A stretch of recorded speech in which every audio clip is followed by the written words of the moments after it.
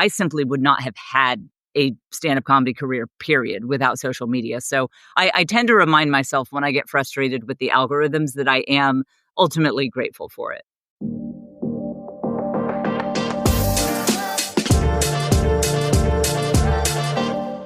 Welcome back to Smart Girl Summer. Get ready to laugh and gasp and cheer because today's guest is the one and only Jen Fulwiler. She is a stand-up comedian, she's a best-selling author, and she's an unapologetically real mom who's flipping the script on what it looks like to chase your dreams while being an amazing mom and raising a family. We talk about the business of being a stand-up comedian in 2025. It is surprising, it is fascinating, it's super interesting, and she has earned my utmost respect. She is really smart about social media and email, and she has so much grit and a great sense of humor. And wait till you hear how she gets audio and video of her stand-up acts. It is going to blow you away. Like I said, you're going to hear behind the scenes of what it's like to be on the road, what it's like to be a Christian woman in comedy, going to these comedy clubs, and the story of why for a couple of months last year, she was a pirate. So this episode is inspiring. It's interesting. It's sometimes hilarious. And it is proof that it is never too late to start something bold. You're going to love it. Let's talk to Jen. Jen Fulwiler, I feel like I have you on Smart Girl Summer every year. I'm not sure if it's every year, but you are a smart girl, and welcome back to Smart Girl Summer. It is so fun to be back. It's been way too long. Okay, so if someone says, what do you do, Jen? I'm a stand-up comic. Yeah. Okay, and nothing else, you're all in. All in, yes. And because this is the kind of career that you have to be all in. Like there's no way to do it that is not all in. And for everyone listening, you can go back to we'll link it in the show notes, previous interviews with Jen, where she gave kind of the origin story of her becoming a stand-up comedian. It is amazing. What I want to do now is talk about what it's like day to day. What is it like in 2025 to be a stand-up comedian, growing your audience, maintaining your audience, always finding new people, and then going out on the road? What's it like to be a female stand-up comedian and a clean stand-up comedian? I mean, I think you're still clean. You could have changed. Yes, that would be funny if I was like, no, I'm filthy now. Yes, mother of so many children and a potty mouth. No. What's life like for you as the mom of a million children and a stand-up comedian? Yes. Well, a lot of each comedian's experience, it kind of depends on what city you live in, because comedy is something that you have to practice. You have to be out in front of people, preferably people who have never heard of you. And I live in Austin, Texas. A lot of people know Joe Rogan and his buddies have moved down there. And Austin has become a city known for very kind of filthy and edgy comedy. But it is at local shows where, let's say I have 10 minutes and I'm on a show with like 7 other guys, a lot of them friends with Joe Rogan and all that. That is where I practice and get good. So it's very intense to practice doing clean comedy from the perspective of a woman of faith and a mom of 6. And I'll be following these guys. They're MMA fans. They were just on Rogan last week. They do the filthiest set imaginable. And then they bring me to the stage. The average age of the audience is about 25.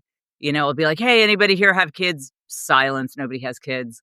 And that was a real journey to figure out how to make those people laugh. It's always challenging in that sense. And I love that.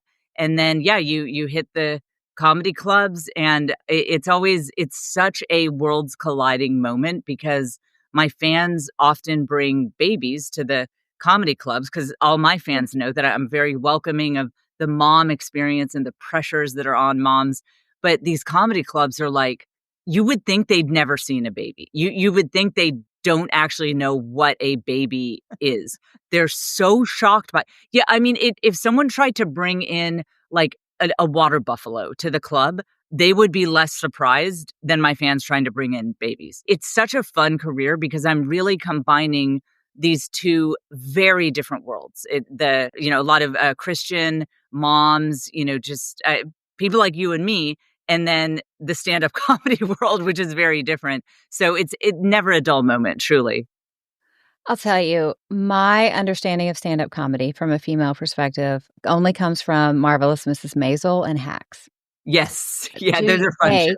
Yeah. Do you love both of those shows? And B, do you ever find yourself in a situation where you're like, I've seen something similar on one of these shows, or this was played out perfectly, or this is completely wrong about what it's like to be a woman in comedy? I didn't see myself in those shows Mm.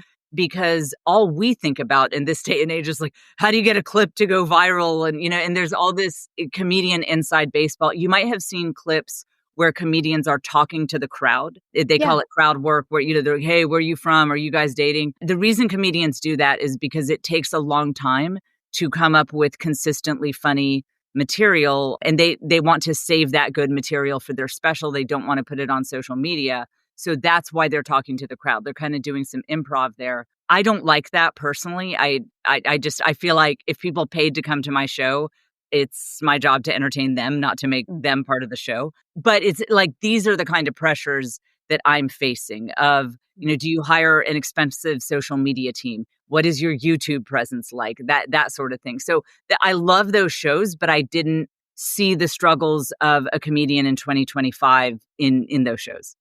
That's a great point, because social media, unfortunately, is the thing that makes and breaks so many people. I mean, it's fortunate that we can build an audience, but unfortunate that then we become a slave to it. I will be grateful for it forever because I think that someone like myself simply could not have had a stand-up comedy career 15 years ago and before, because the way you would come up in stand-up comedy before like 15 years ago is you would just have to be what they call a road dog, meaning you go to every comedy club in the country and you stay in a Fleabag motel and just eventually enough comedy fans have heard of you. And it was really a very difficult life and certainly not a life that a mom could undertake.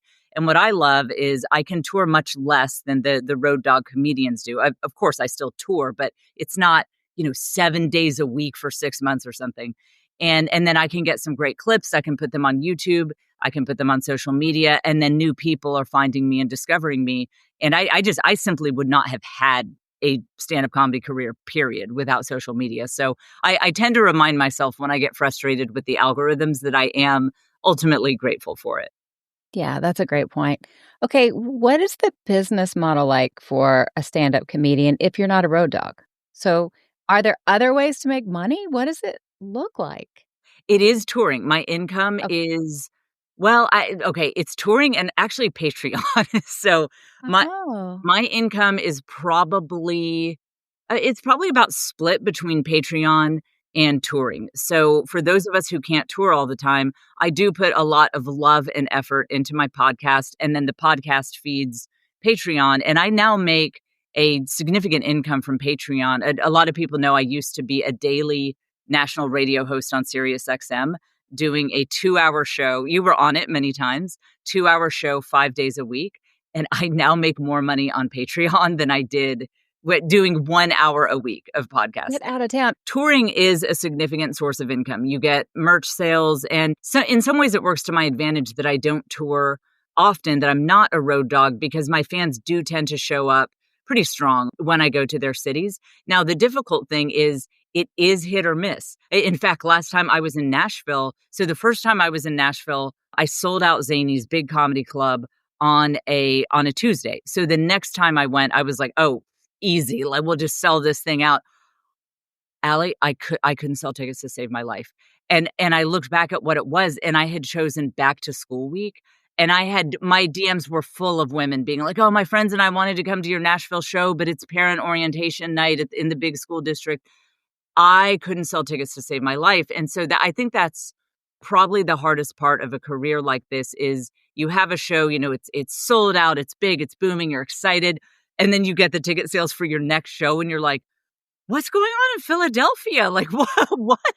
Um, so I've actually really had to kind of grow as a person to just be relaxed, be calm, deep breaths, and just say, look, it's all part of it. Everyone has a regional fan base. This is normal. You just learn and live and learn. Okay, when people get on your email list, or I don't know if you use SMS, do you ask what city they live in? I don't, because these email lists can just tell a general geographic area from their IP Mhm. address. Yep. So, and I tried to keep it really simple. I don't even ask for their name. It's like when people go to my website, it's just email address, make it super simple. Yeah, usually these programs are pretty accurate. And so I do geo-target my emails. That's great. Yeah, I don't ask for last name, it's just first name. What am I gonna do with last name? It's Yeah, fine. yeah. Okay, I've so often thought the same thing. let's go back to Patreon. If you're earning half of your income from Patreon, that's after Patreon fees. Yeah. What does this look like? A, in case someone doesn't know what Patreon is, give us a brief overview of what it is and tell us what you offer and the Yeah. price point. I love talking about this because I think for moms who have any kind of Instagram, TikTok, YouTube side hustle, that I think Patreon can work really well, but it did take me a little while to crack that code. So first of all, Patreon is essentially, it's just a website where you can create your own page that offers paid content. Theoretically, I could do this on my own website. I've got Mhm. jenniferfulwiler.com, and you could go there and I could say, hey, if you want to see this special video I made, it's, you can join my membership. But then that means I'm processing credit cards, and, if someone's credit card is declined, that's all on me. So the Patreon business model is they say, we'll just handle this for you. So you get patreon.com/, your name, whatever it is that you want to have. And then people can sign up and you can offer as many different levels as you want. Some people have like 20 different levels. There's for $1 a month, you get almost nothing. And then they go all the way up to, if you want to pay this guy $100 a month, he'll do a private call with you once a month or something like that. I've the highest I ever saw someone offer is they had a $5,000 a month tier, and he would fly to your city once a year to meet with you. And I always wanted to ask him, did anyone sign up for that, for the No $5,000? way. Yeah. No way. I thought That's that was crazy. so funny. Yeah. So here's what I have learned about offering any kind of premium content, whether it's on Patreon or any other service. You want to do something that, of course, is adding value to your fans' lives, but that is easy for you and that you feel good about having behind a paywall. So Mhm. whatever number of people you have on Patreon, obviously it is going to be a smaller percentage than your much smaller percentage than the total people who follow you. And I used to do bonus podcast episodes, but I found that I was kind of holding back because if I thought like, oh, Mm. this is fire, like this is really good, I'd be like, oh, well, I kind of want to put this out on the main one. So what I do now that I'm very happy with and my fans seem happy with is I have two levels. At the base level, after each podcast episode, I call it an after party, and I keep speaking on that topic for another 10, 15 minutes.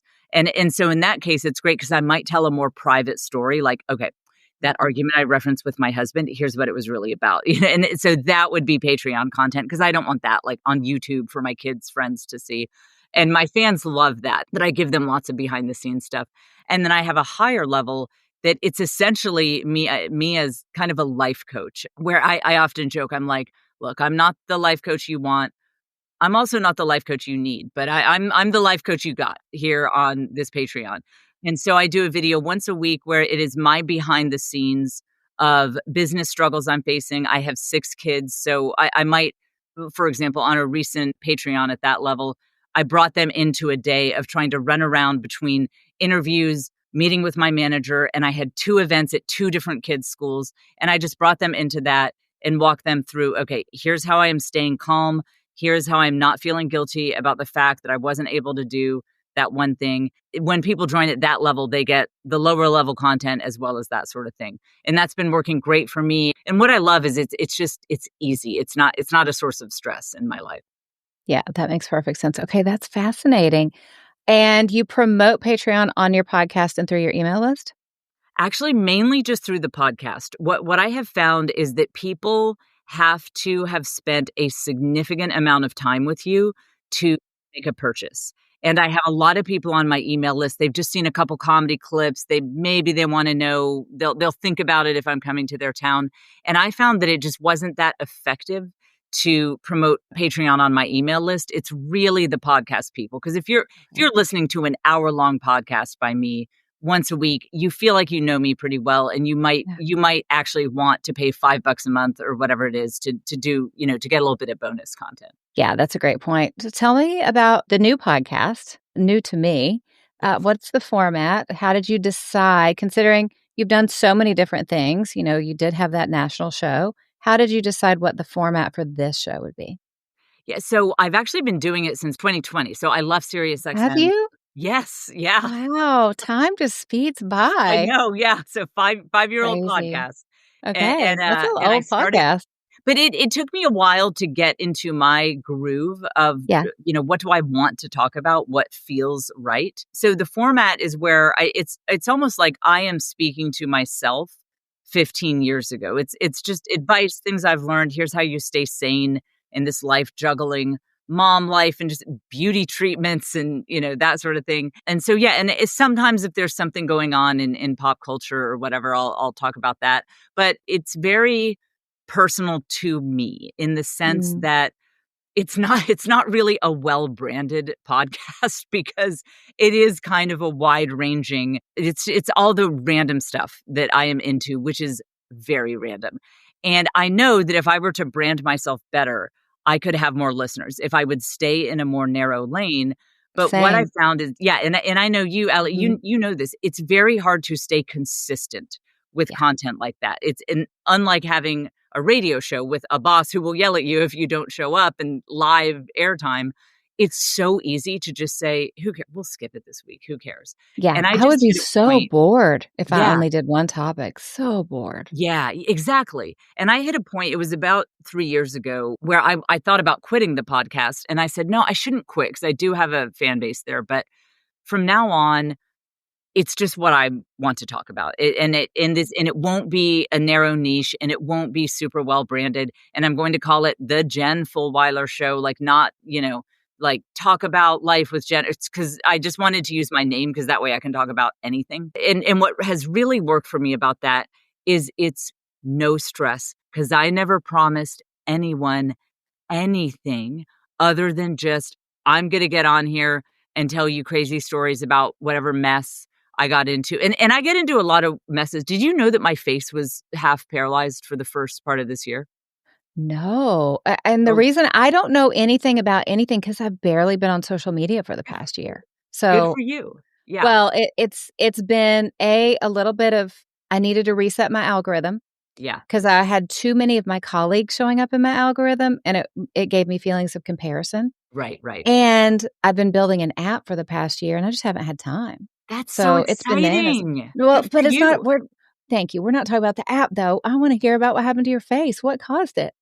Okay, so I did a cosmetic treatment. They hit a nerve, and in half my face, like if you've ever seen someone with Bell's palsy, it looked exactly like that. Okay, what was the treatment? I need to write this down so I can have something else to worry about. Yeah, yeah, no, it was like, so we were doing laser and, like, skin tightening stuff. Yeah, It was a few we don't know which one caused it. I will say you don't need to worry about it. It's my body reacts weirdly to everything. It's just everything. It's my body always has weird reactions to things.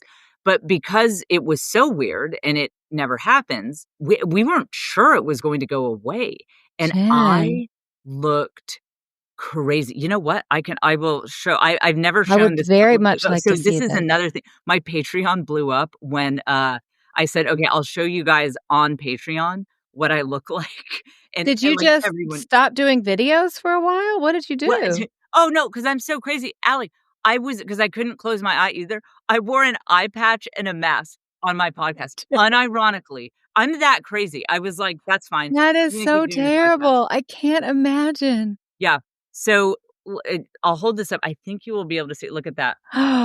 Oh, Jen. Didn't know if If it you're would listening and go you're not away. watching on YouTube, you are missing out. Yeah, yeah, it was I used so to get scary. Botox back in the day. I haven't had it in years and years, but I used to always worry that I was gonna get a droopy eye.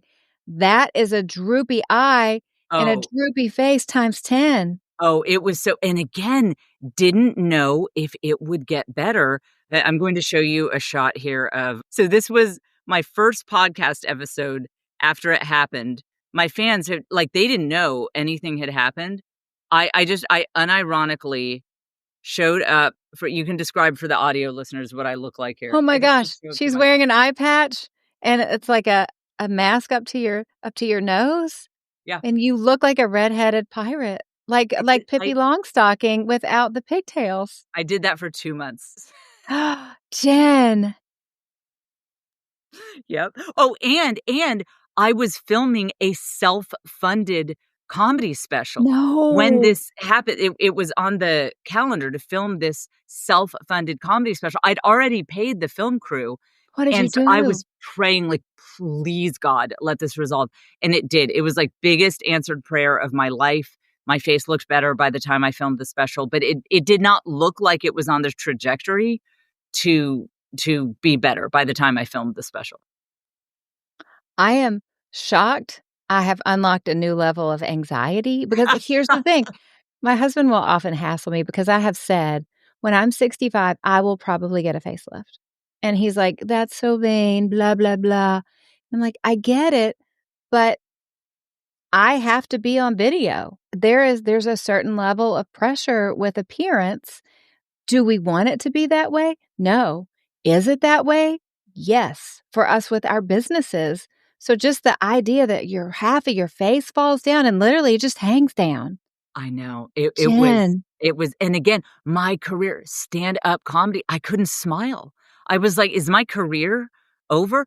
And my manager was like, "Well, you can just address it in your act if it's permanent." I was like, "But this career these days, it's all about clips, and so if I'm just posting a 30-second clip on YouTube, I can't address it every 30 Mm-mm. seconds, you know?" I was losing my mind. That it was from January, February, and March of this year, and I was losing my mind. I would have wanted to go to that office and burn it down. That's what Yeah, I would but have wanted I to think do. it wasn't their fault. I really think it wasn't their fault, though. My nervous system reacts strangely to things all the time. I actually had a doctor not too long ago, not this doctor, but a different one, diagnose me as being a redhead. He said, redheads are so difficult to deal with. He's like, your nervous system reacts to anesthesia in weird ways. He's Mhm. like, he said, I hate dealing with redheads. Oh, that's lovely. Yeah, I was like, "Well, it's I get it, though, very relatable, yeah." But I know what you mean about how when we have to look at ourselves on video all the time, It's and that's why very I'm kinda upsetting. unapologetic about I do love experimenting with cosmetic stuff. Mhm. I'm not trying to look like I'm 30. I'm not trying to have the puffed up lips and, the Real Housewife look, but Yeah, I have to see myself on video literally every day, and if I've just got, like, I've got this Irish skin, it's not elastic, same. it's, It's like, not. sagging down. If I didn't have to see myself on video, it might be a different story, but I was like, "Listen, we're doing the laser and the radio frequency, and, like, we're hitting it with all the stuff." Yeah, totally. It's just it's part of it. It's part of business, unfortunately, when you have a personal brand. I mean, we can't get away from it. So for you, what is your driver? Because I know email is so important because you have to sell out shows. What is your driver to collect email addresses? I'm working on that. What I usually do is I have my tour list on my website that people can go to. And then at the very bottom, it says, if your eyes are scanning down the list, it says, don't see your city, sign up for my email list, and you'll be the first to know when I come to your city. But actually, and as we record this, by the time it airs, it'll be different. But I have something on Instagram stories where I screen recorded an email I sent out to my list that was funny and it told some silly stories about some ridiculous things that happened to me. And I screen recorded scrolling through the email. And I said, I'm going to resend this to new people tomorrow. So sign up now and you can be part of this. Yeah. So, That's brilliant. yeah, so it's just stuff like that, and I mean, I'm sure you do something similar in your business, but I'm really big on whatever business you have, narrowing in on what is your one thing? What's your one Mhm. thing that is nothing else really matters as long as you have this nailed down. And for me, my one thing is selling tickets to live shows. Everything else is secondary for me.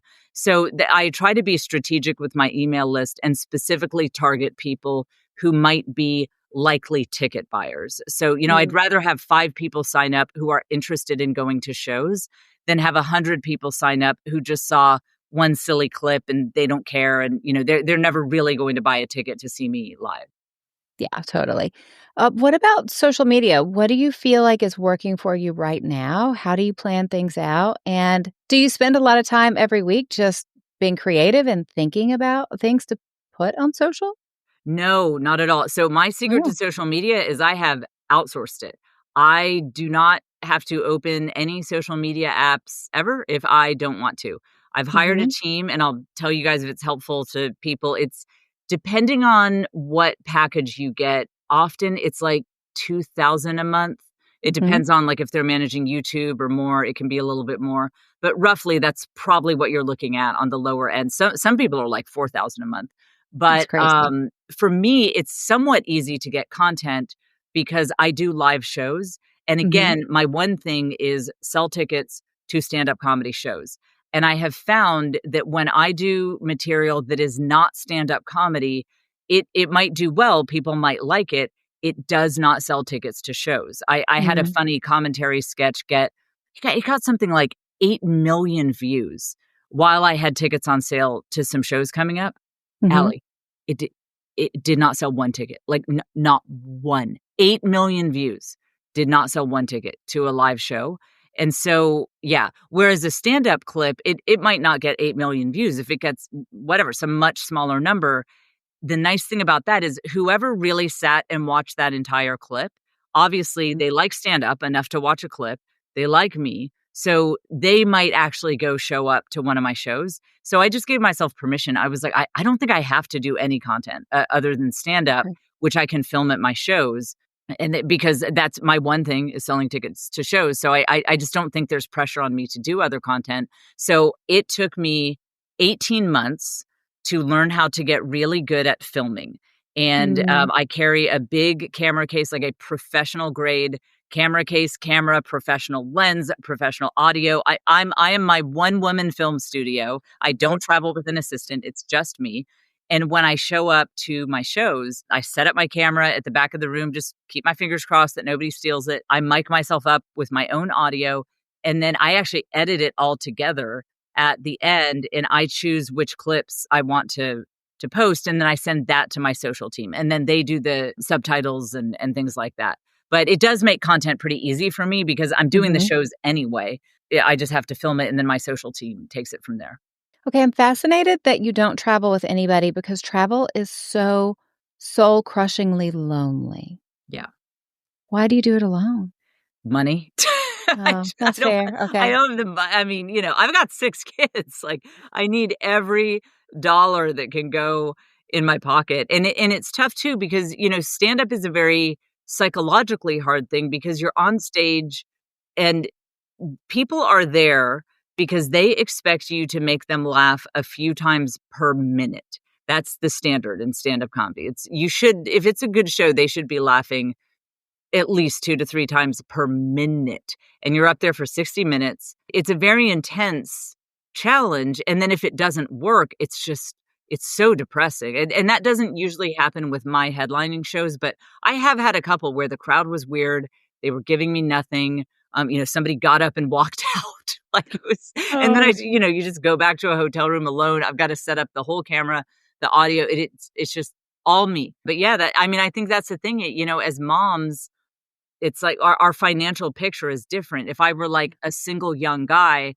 I am at the level that I probably could pay an assistant to come Mhm. with me, but my family needs that money. So It's so it's yeah, all me just making it work. I get that. Well, I just wanna commend the grind of doing that because you're right. I can't imagine how difficult that is psychologically. My experience as a speaker, I'm going into a very friendly environment, very sweet Christian women. They're gonna be nice. I'm gonna be nice. We're all gonna be real nice. And I still, if I travel alone, I find it soul crushingly lonely. And I am an introvert. I like being Really? alone. That's so Yeah.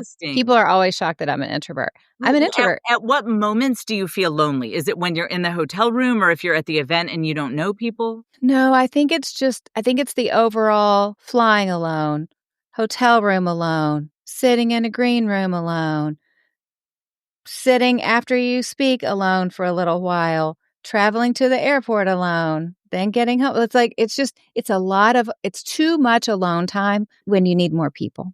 I see, that's interesting. I'm an only child, and I moved a Same. lot growing up, so Mhm. my whole young life, it was all being alone all the time, and of course, this was pre-internet, I mean, so it was, like, real aloneness. So I will say that is one thing, I don't experience those feelings of Okay. loneliness, or I probably couldn't do it if I did, But honestly. still, the grind of Yeah, no, it is a doing a grind. Now the grind, show yes, that is and that then going to the hotel and doing all that work on your own, yeah. that is Well, that is next level. I'm rarely impressed, and I am so impressed. Well, the other thing that happens is so usually you don't sell out shows on a weekday. I tend to do weekday shows, and that's normal. The clubs don't expect you to sell it out. It's fine. But a lot of times they will ask because they make their money on food and beverage. They'll say, "Could we offer discount tickets? We do have some seats available." And then that just lets our servers make a little more money. It's Mhm. much better for the wait staff. So I always say, "Sure."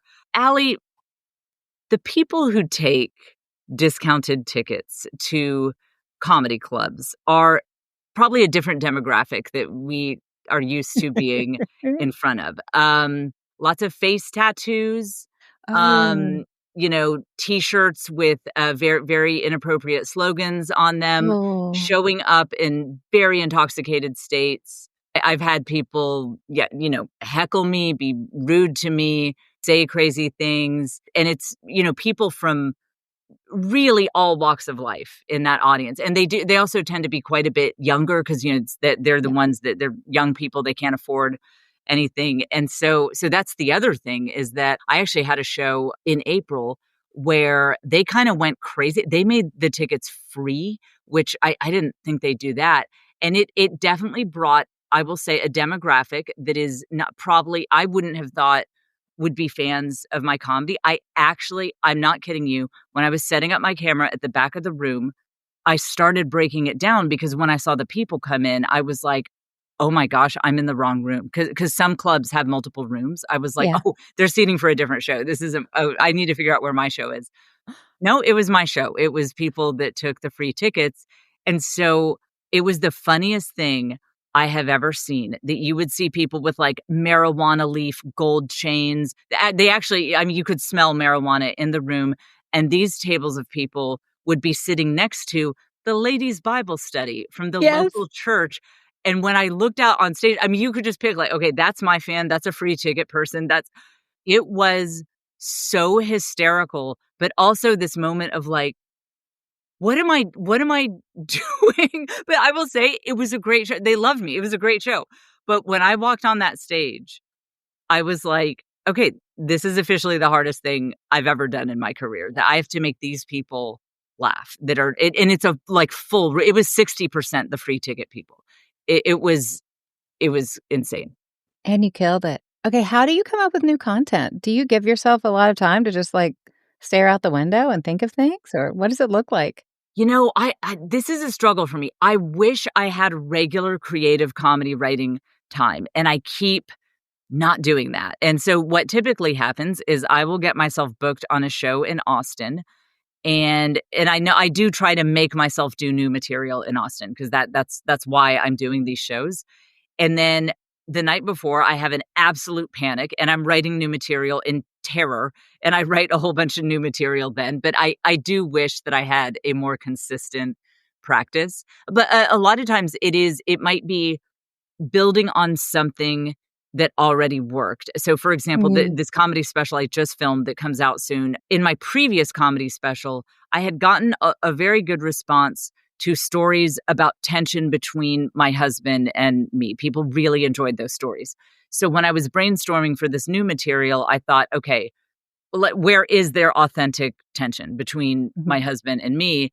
And and as classic, husband wife situations, like he always thinks I'm buying too much from Amazon, I'm spending too much money. And so I just started playing around with what are some funny things that I could just, real stories that I could tell, but turn it into stand-up comedy on those topics. And I actually opened the new special with those, and they did very well. It's, yeah, Oh, people love those stories. that's great. Okay, seriously, I wanna commend you for everything you're doing. You had such a pivot in your career. You're doing one of the hardest things in the world. I mean, People always say stand-up comedians are miserable and they ruin their lives, and you are this woman who is an amazing mom, an amazing businesswoman, you love Jesus, you're killing it on all levels. I'm so impressed with you. This is why you're always gonna keep coming back to Smart Girl Summer. Now, normally I ask fun questions at the end. I'm not gonna ask fun questions at the end today. I want you to tell us, if you're willing to, the name of the special coming out, when it's coming out, how we can see it, and how we can support it. Yes. Well, thank you so much. I appreciate you asking. So, I am thrilled to be releasing it on YouTube. So, anyone, anywhere in the world, it is totally free. And I am calling it Shabby Chic because there's the whole special is tension about how I want to have this Joanna Gaines lifestyle. And my husband is just this Texas country boy who wants to put me on a budget. And that is the dominant Perfect. tension. So, I thought shabby and chic, those two words. There's also a story about a time I tried to meet Joanna Gaines and it went horribly awry. So that's kind of one of the key stories in the special. So it is called Shabby Chic and it will be out June 5th of 2025 free on YouTube, and anyone can just search for my channel. If you search for my name, Jen Fulwiler, that's you can remember it like the dog, like Rottweiler, Jen Fulwiler. It's not spelled like that, but it sounds like that. My social media team has been really helping me build that YouTube channel. So I've got my podcast is there. I've got comedy clips. I post a lot of fun stuff. And again, it's all clean. It's stuff. I always want my comedy to be something that you can invite anyone to my comedy. You can pull up my YouTube with your kids around and you don't have to worry about them hearing anything crazy. So yeah, I put a lot of fun content on my YouTube channel, and that is where the special Shabby Chic will be. Awesome. Okay, yeah, when this airs, it will be out. We will link to it and tell everyone to go watch it. Send it to the CEO of Netflix. Yes, That would be right? the next step. Yeah. Tag Netflix in the comments and say, Yeah. "Why does she not have a Netflix I know, special?" come on. You know what? You know what's interesting is in this day and age, I think it will be a better deal for me than if I had been with Netflix, actually, yeah. Because just Really? as a little aside, and this is true when in general, when you work with big corporations, Netflix does not give you the rights to your own clips. They'll give you, like, Oh. 1 minute of material that you can go post on your social media, and that's it. What? Whereas, yes, it's like you don't have rights to anything. Like, Oh, you that's have a terrible deal. Right. And so with this, I own everything. So let's say I Right. post a clip of my own comedy on YouTube. Let's say it goes viral. I mean, I could make a few $1,000s from that. And I just love having that complete control. I say what goes out from there. I don't have a corporation holding me back. So I'm honestly thrilled that it's on YouTube. That's great. Okay, then we're not tagging Netflix. Yeah. Yeah. Yeah. Of Netflix, course they you're can keep it. smart. You know what you're doing. Yeah. Well, awesome, my friend. Okay, thank you for coming back on, and we'll probably have you on next summer. I would love that so much. Thank you. Isn't she amazing? I mean, I'm so rarely that impressed, but I'm so impressed. Like, just the idea of her traveling alone and setting up the audio and the video and never knowing what she's gonna walk into. I mean, she's pretty amazing. Thank you for being here. Thank you for being a part of Smart Girl Summer. And as always, I'm so grateful that we get to spend time together every week. Thank you for investing in you. Thank you for investing in your spiritual health and your emotional well being and your personal growth. And thank you for investing in understanding the business models of what other women do, because there's always something that we can learn from them. Now, everything you're learning, it's not just about you. It benefits everyone, your family, your relationships, your community. I believe in the gifts that God has placed inside of you. I believe in your dreams, and I know you're making an impact on this world for good in ways that only you can. That's why you're here. That's why you're doing the work. God has created you to stand strong and bring something special and unique to this world that only you can bring. So let me remind you, you're stronger than you think. You're smarter than you give yourself credit for, and you're braver than you feel in the hard moments. The best part is you're just getting started. You are capable of incredible things because the Spirit of God lives in you. The dreams that are there in your heart, they're not there by accident. God placed them there, and He's giving you everything you need to live them out. It is my joy to get to coach you and equip you and cheer you on and remind you that with God, you have what it takes. So keep stepping up, keep showing up, keep loving well, because you know the truth. You can't break a woman who gets her strength from God. I hope you have a great day, and I'll talk to you again soon.